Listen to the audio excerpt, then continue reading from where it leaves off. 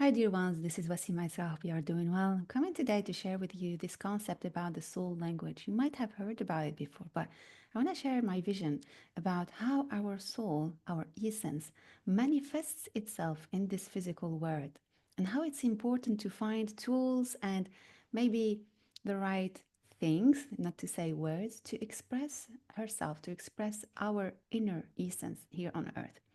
Why is it important?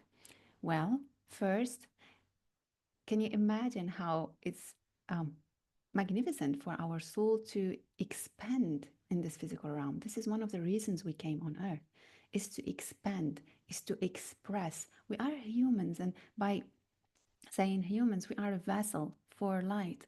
We're a vessel for something greater than just this form that we have. And so this water, this cosmic water, celestial water that we carry, needs to expand, express itself by nature. But also, it wants to find people that speak the same language, finding beings that are able to understand us and maybe communicate with us. Why is it that important? It's because life on earth is not that easy. Many challenges, many struggles, many joys as well. And how much is um, our path difficult? You know, how much our path could have like heights and lows.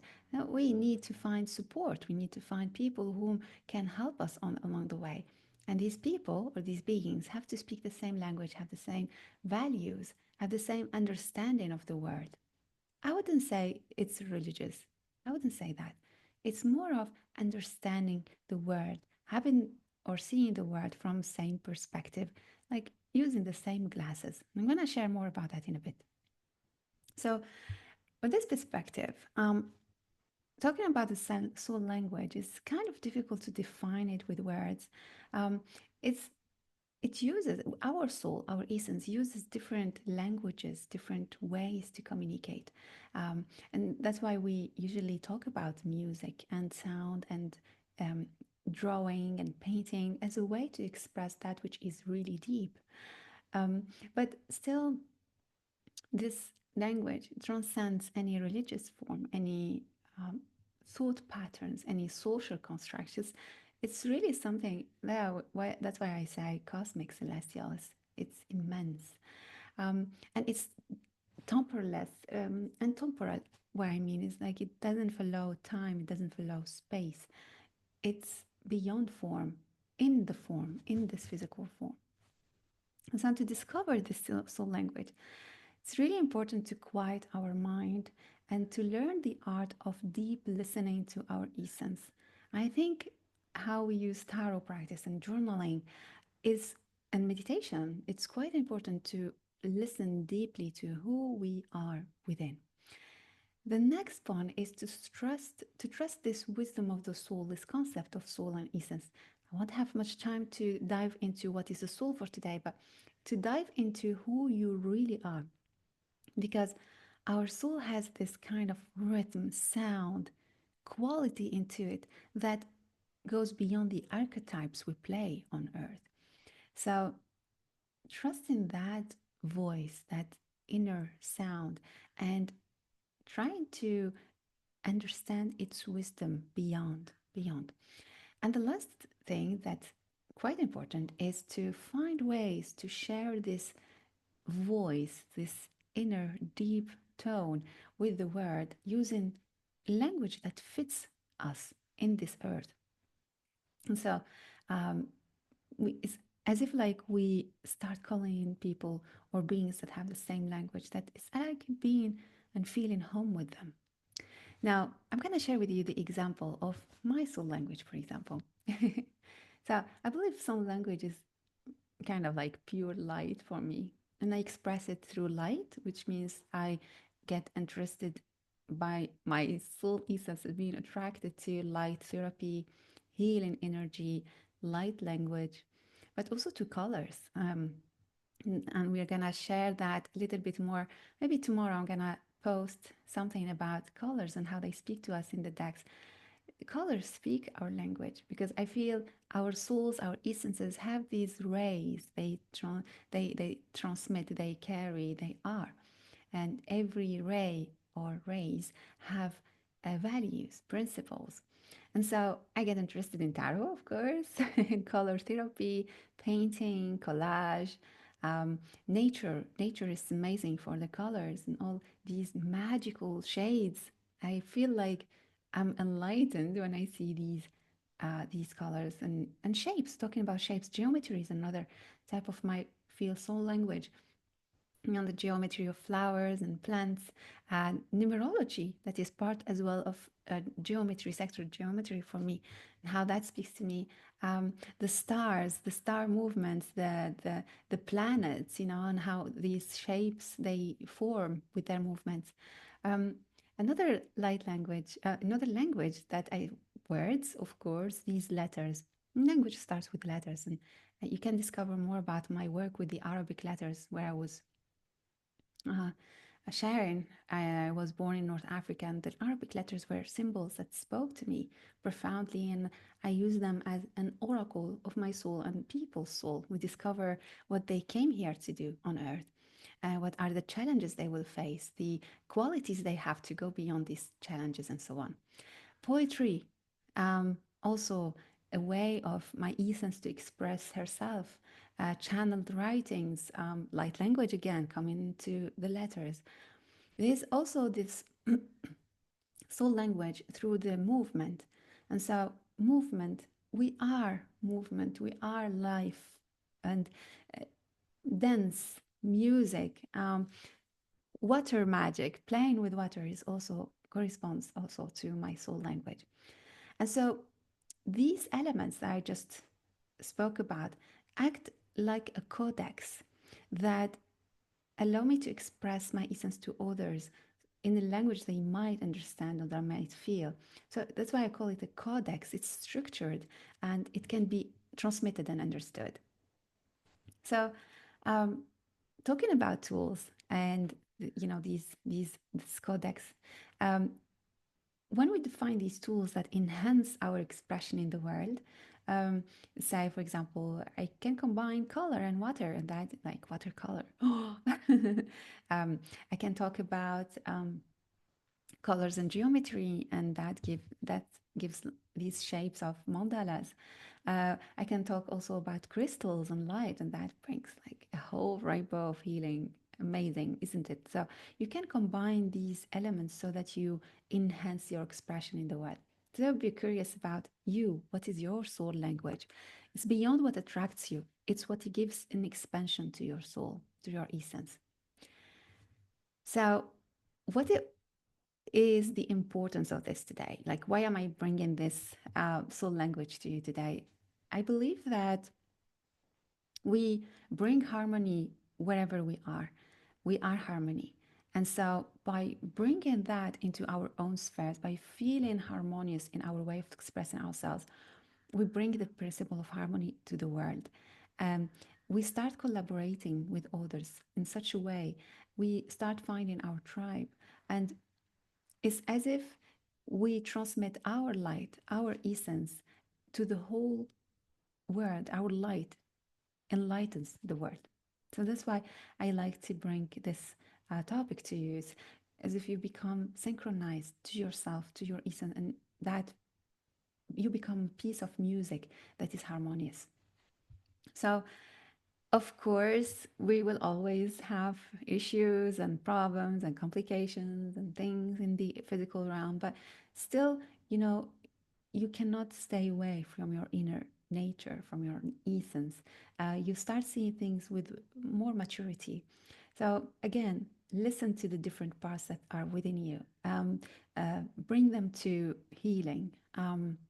Give them the codex to express themselves, and do the soul retrieval. In the shamanic practice, we bring parts of our essence that have got shut down or are having traumas, or some traditions talk about being stolen. So in a moment they freeze, these fragments freeze, and they stop the cycle of maturity or maturation and evolution. So we go and we talk to them, we bring them back home so that they can continue the movement and the spiral of life.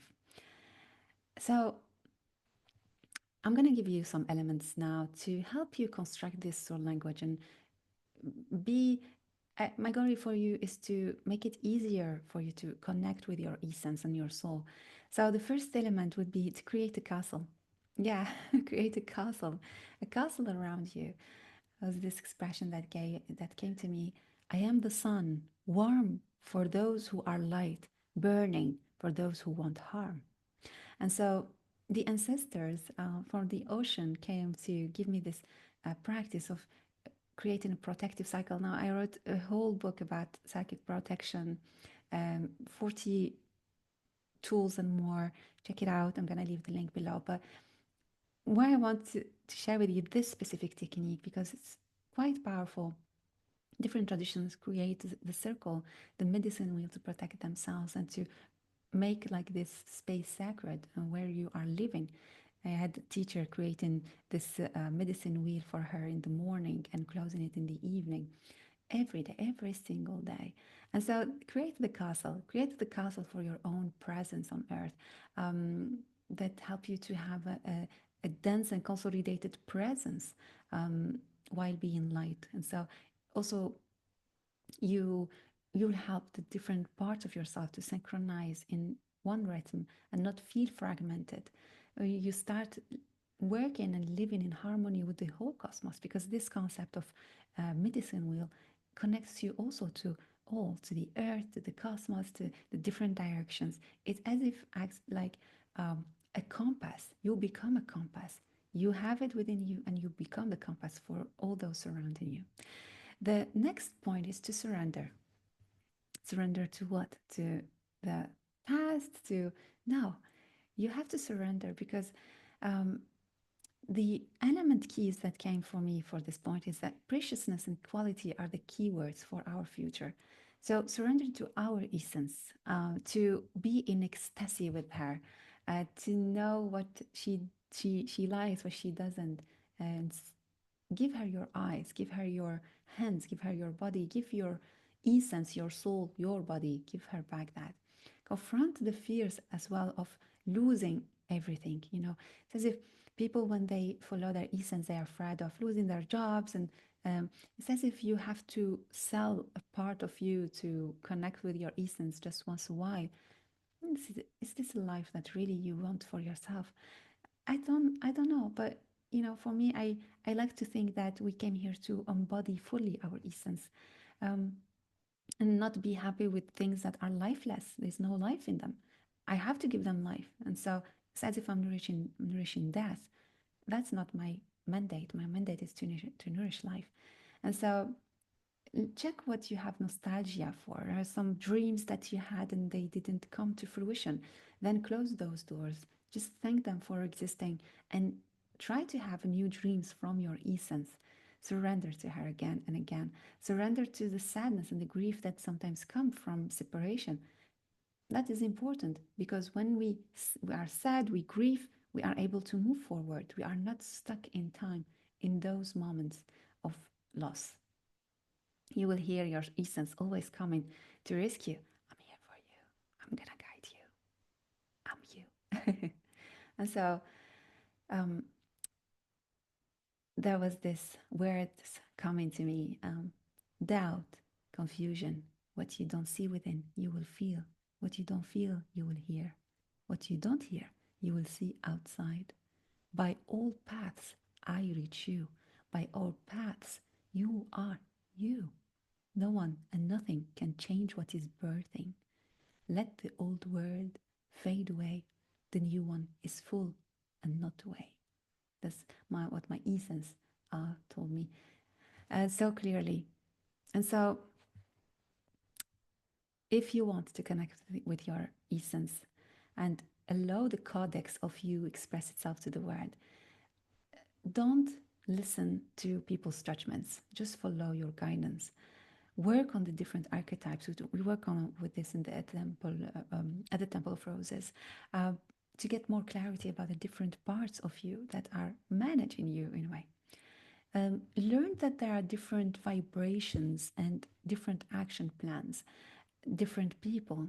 This concept of us coming from different origins, I truly believe it. We're humans, but deep within, we are coming with different mandates, with different um, celestial origins. And so, what is our essence? Where does she come from? We express that in the at the Temple of Roses, second year, mostly is what type of powers do I have? Where do I need to act? Where are my specialities and what can I do? Do I need to be on all fronts? And so on. Again, clarity, decluttering is so important to hear the voice, to perceive well your light and your colors and your codex.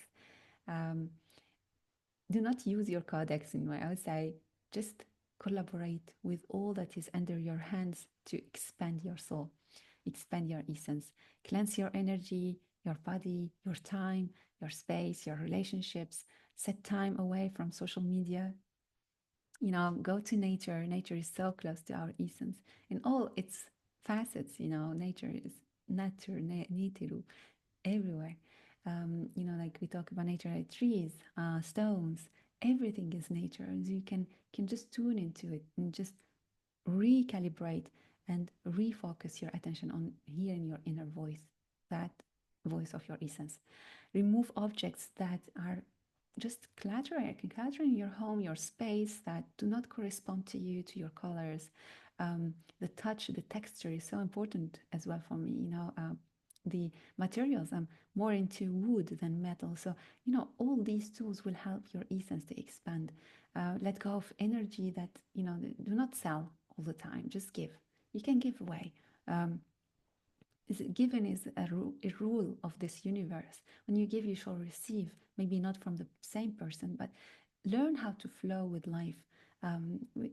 I see in the Western cultures how giving has been um, um, kind of changed. So giving is not to be seen given or given from a heart perspective, given because I feel I do no longer need this object, but it might help others. It might nurture others because maybe it's their soul language. They are in need of it. So decluttering in harmony is really important. Um, Cultivating silence, to discipline ourselves for to be the future self.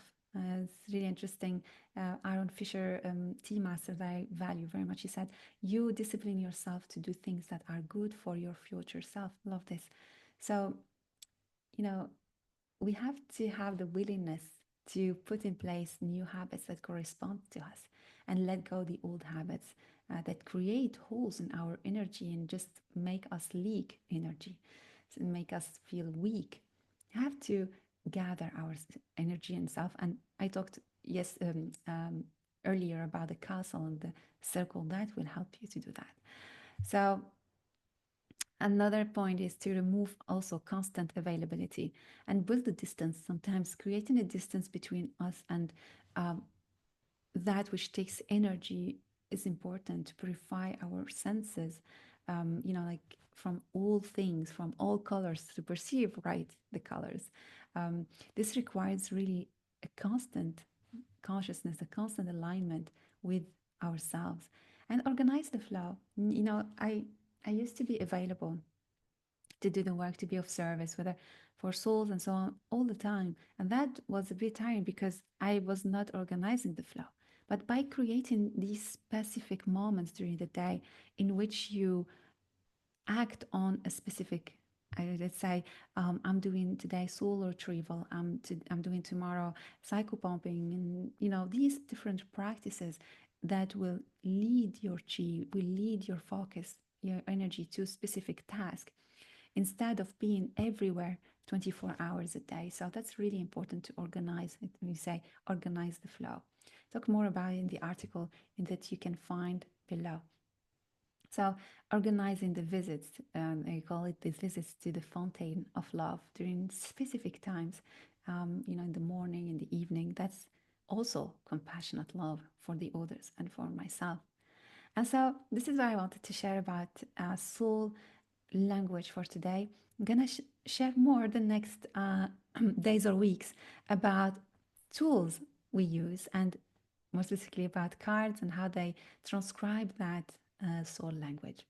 So, wish you a great, great day, and do not hesitate to visit my website to discover more about my work on Pour Magic for the books we publish, and Wasi Magic for the Academy, our work at the Temple of Roses with the Golden One and the Amazons. So, wish you a great day. Bye bye.